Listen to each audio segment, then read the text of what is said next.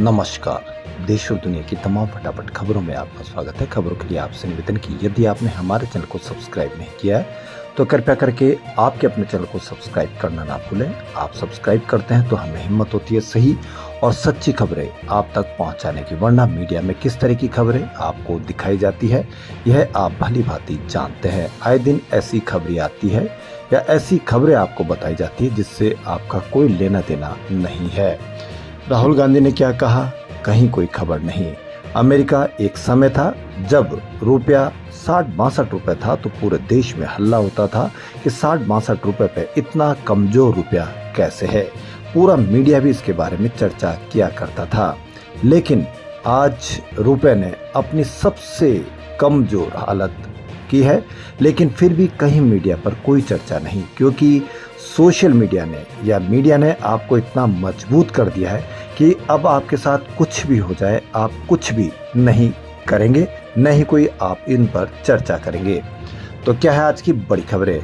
रायबरेली में आज कांग्रेस सांसद राहुल गांधी कहा, हम गारंटी करके वोट चोरी के सबूत देने वाले हैं। जी हाँ, बड़ी खबर, लेकिन मीडिया पर इसकी कहीं कोई चर्चा नहीं।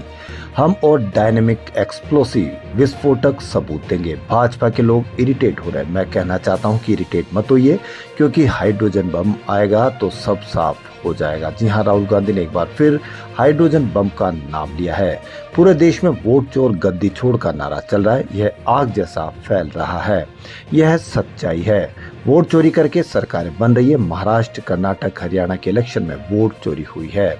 हमने कर्नाटक सेंट्रल का ब्लैक एंड व्हाइट सबूत दिया। राहुल गांधी 2 दिवसीय रायबरेली दौरे में बुधवार को आए थे।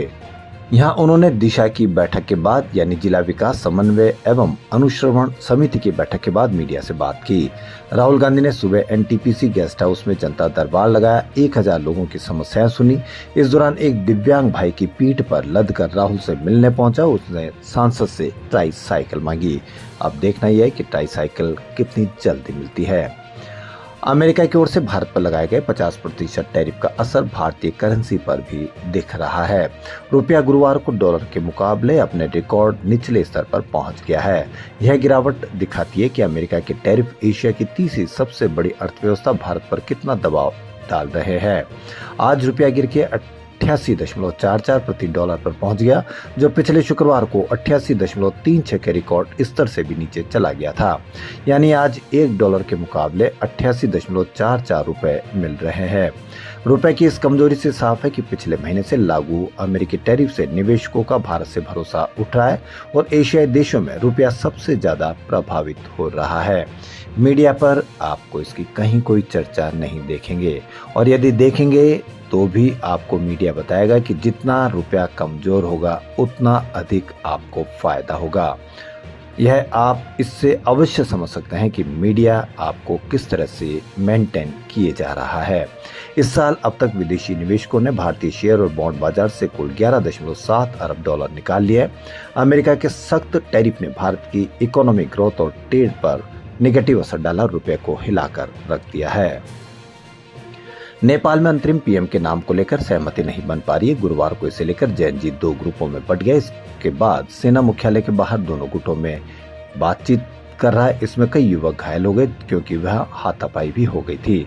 सेना मुख्यालय में बातचीत के दौरान एक गुट बालिन शाह और दूसरा गुट सुशीला कार्की को अंतरिम पीएम बनाने की मांग कर रहा है।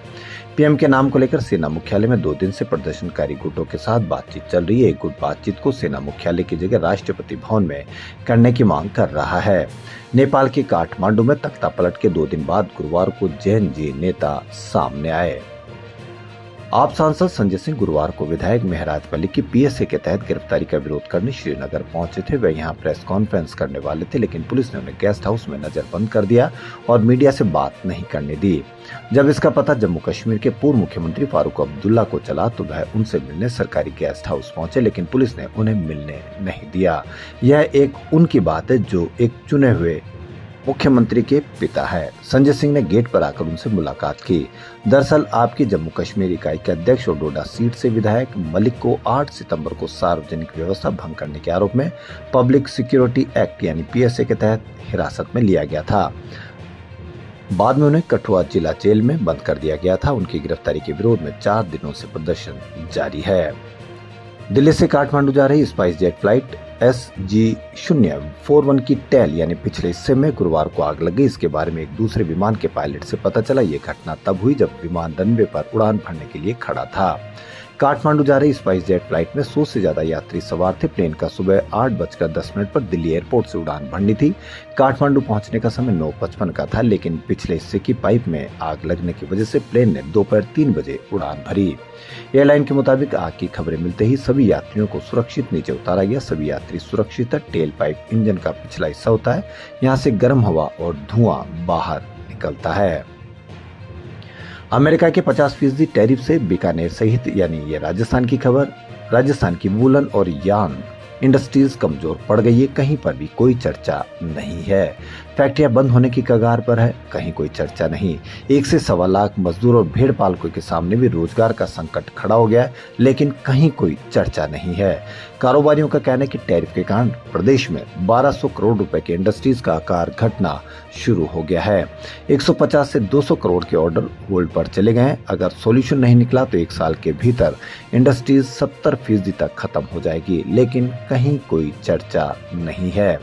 राजस्थान की वूलन और यार्न इंडस्ट्रीज की 70% खपत अमेरिका में होती है। जिस तरह से भारतीय घरों में टीवी, रेफ्रिजरेटर, वॉशिंग मशीन जरूरी, उसी तरह से अमेरिका में कालीन जरूरी सामान है। वहाँ लोग इसे फर्श और दीवारों पर लगाते हैं, लेकिन कहीं पर भी इसकी कोई खबर आपको देखने को नहीं मिलेगी, न ही कोई चर्चा देखने को मिलेगी। प्रधानमंत्री नरेंद्र मोदी वाराणसी दौरे पर है। यहाँ उन्होंने मॉरिशस के पीएम नवीन चंद्र रामगुलाम से मुलाकात की। दोनों देशों के बीच द्विपक्षीय वार्ता हुई। इसमें कई समझौते पर साइन किए गए। प्रधानमंत्री मोदी ने कहा कि भारत और मॉरिशस पार्टनर नहीं, परिवार है। ये सिर्फ एक औपचारिकता नहीं बल्कि एक आध्यात्मिक मिलन है। वहीं कांग्रेस प्रदेश अध्यक्ष अजय राय ने इसका विरोध प्रदर्शन करना शुरू किया था, लेकिन उनको यानी उनके नेताओं के साथ हाउस अरेस्ट कर लिया गया। तो देश और दुनिया की तमाम फटाफट खबरों में फिलहाल इतना ही। यदि आपको हमारा चैनल पसंद आए तो लाइक, सब्सक्राइब और शेयर अवश्य करें। धन्यवाद।